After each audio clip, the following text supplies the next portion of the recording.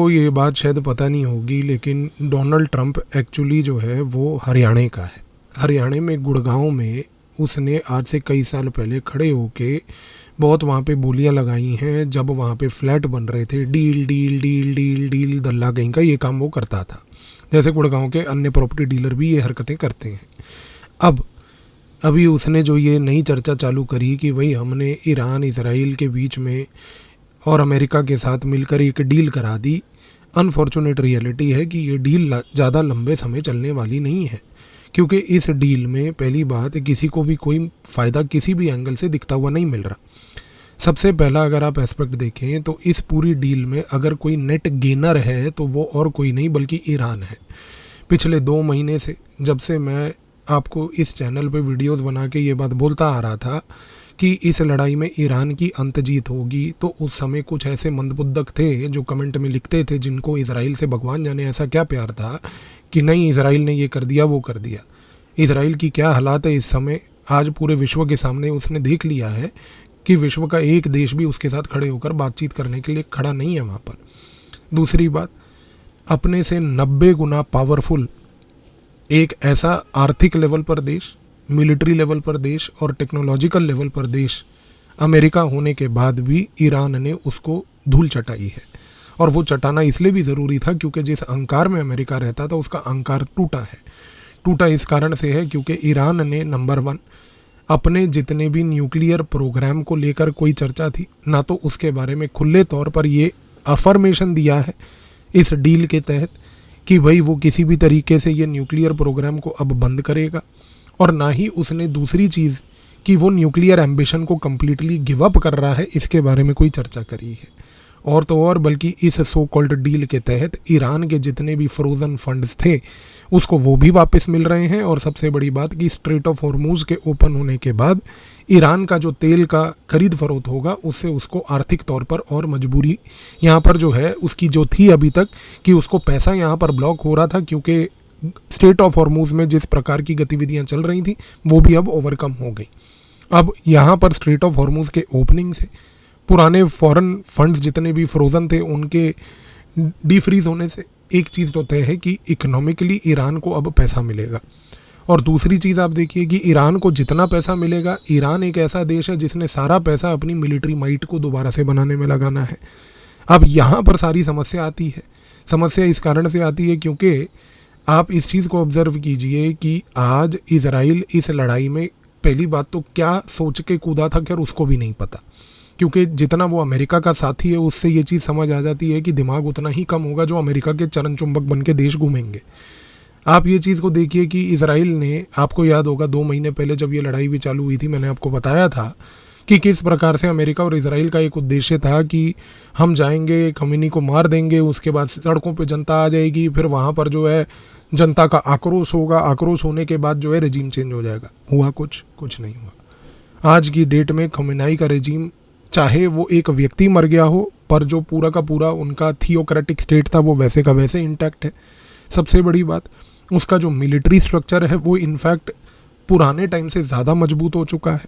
तीसरा, रशिया और चाइना ने मिलकर इतना इंश्योर कर लिया कि कम वॉट में ईरान जो है वो गिरा नहीं।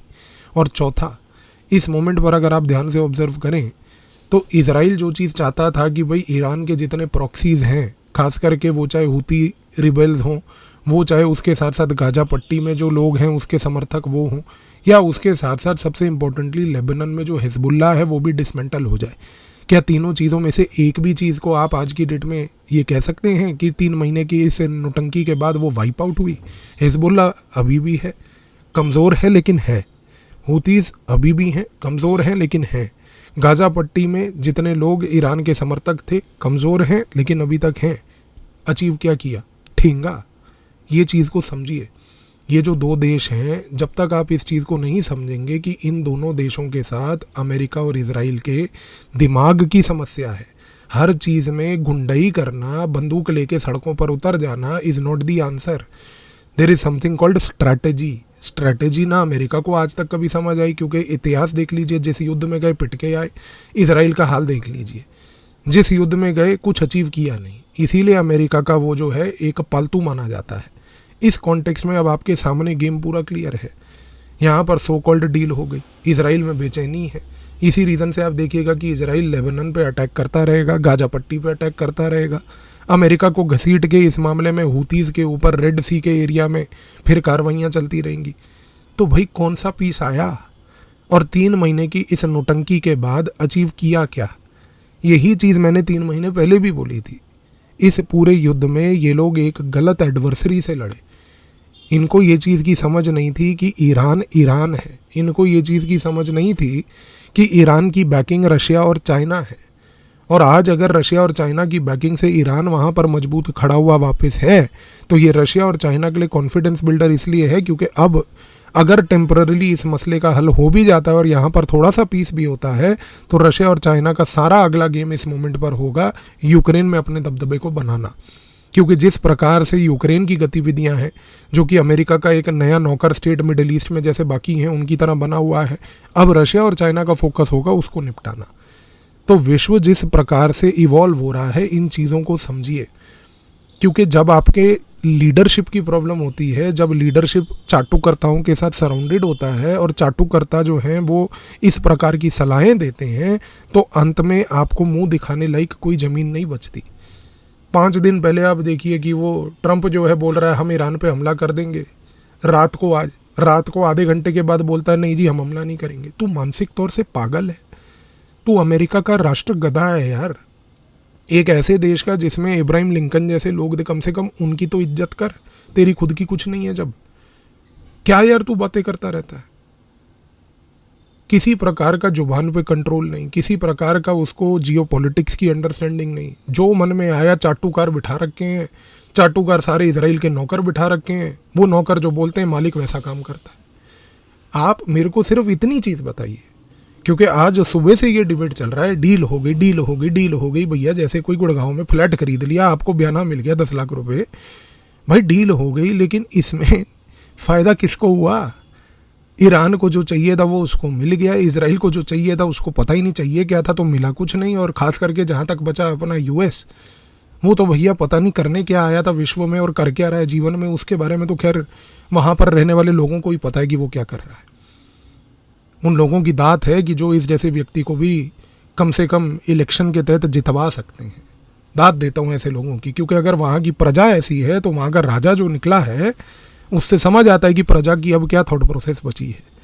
तो एक चीज़ तय है सर, आने वाले समय में मैं हो सकता है गलत भी हूँ, मैं कोई अपने आप को बहुत बड़ा जियोपॉलिटिकल विशेषज्ञ मानता नहीं, पर मैं चीज़ों को ऑब्जर्व ज़रूर करता हूँ।